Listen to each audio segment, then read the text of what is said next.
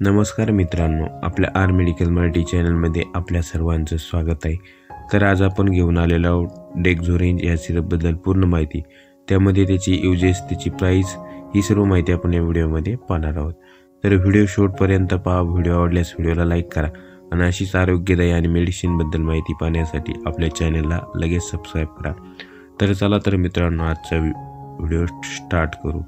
तर डेक्झोरेंज ह्या सिरपचा जो यूज आहे तो भूक न लागणे, त्यानंतर वजन न वाढणे, त्यानंतर शरीरामधले जे हिमोग्लोबिन आहे त्याची कमी असणे, आपल्या शरीरामध्ये हिमोग्लोबिनची कमी असते, अशा कंडिशनमध्ये डॉक्टर आपल्याला हे सिरप प्रिस्क्राईब करतात। जेव्हा आपल्याला ॲनिमिया ही कंडिशन होते त्यानंतर आपल्याला डॉक्टर हे सिरप आपल्याला देतात।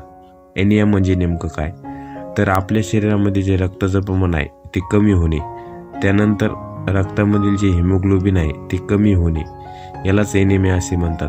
तर ॲनिमिया झाल्यानंतर आपल्याला हे सिरप दिलं जातं। ॲनिमिया झाल्यानंतर आपल्याला काय होतं, अशक्तपणा म्हणजे थकवान जाणवते, आपल्याला चालल्यानंतर किंवा काही काम केल्यानंतर लगेच थकवा जाणवतो। तर अशा कंडिशनमध्ये आपल्याला डॉक्टर हे सिरप प्रिस्क्राईब करतात। तर त्यानंतर काही व्यक्तींना काही मोठं ऑपरेशन झाल्यानंतर त्यांचं ब्लड खूप वाया जातं, तर ते ब्लडची जी कमतरता आहे ती भरून काढण्यासाठी देखील डॉक्टर आपल्याला हे सिरप देतात। त्यानंतर ज्या गर्भवती महिलांना आहे त्यांना देखील हे सिरप मोठ्या प्रमाणात दिलं जातं, कारण त्यांच्या शरीरात आयरन, फोलिक ॲसिड आणि व्हिटॅमिनची कमतरता भासू नये यासाठी डॉक्टर आपल्याला किंवा गर्भवती महिलांना हे सिरप देतात।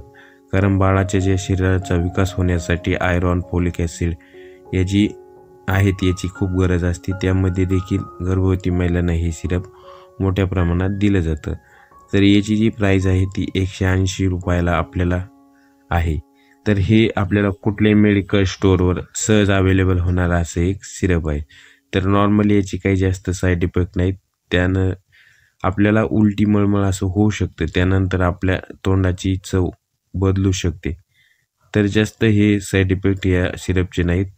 तर आपल्याला हे जे सिरप घ्यायच्या अगोदर आपल्याला डॉक्टरचा सल्ला घ्यायचा आहे। त्यानंतर आपण याचा डोस पाहू। तर आपल्याला हे 2 टाईम घ्यायचं आहे, सकाळ संध्याकाळ जेवणानंतर। त्यानंतर आपल्याला डोस संबंधी सर्व माहिती डॉक्टरकडूनच घ्यायला हवी, कारण तुमच्या जी कंडिशन ॲनिमियाची किंवा तुमच्या शरीरातील रक्ताचं प्रमाण याच्यानुसार आपल्या कंडिशननुसार या सिरपचा डोस दिला जातो। तर हे सिरप घेण्या अगोदर आपल्याला डॉक्टरचा सल्ला घ्यायचा आहे आणि डोस देखील डॉक्टरकडूनच घ्यायचा आहे। तर अशा प्रकारे या सिरपची माहिती होती। तर माहिती आपल्याला कशी वाटली कमेंटमध्ये कळवा। माहिती आवडल्यास व्हिडिओला लाईक करा आणि अशीच मेडिसिनबद्दल माहिती पाहण्यासाठी आपल्या चॅनलला लगेच सबस्क्राईब करा। तर धन्यवाद मित्रांनो।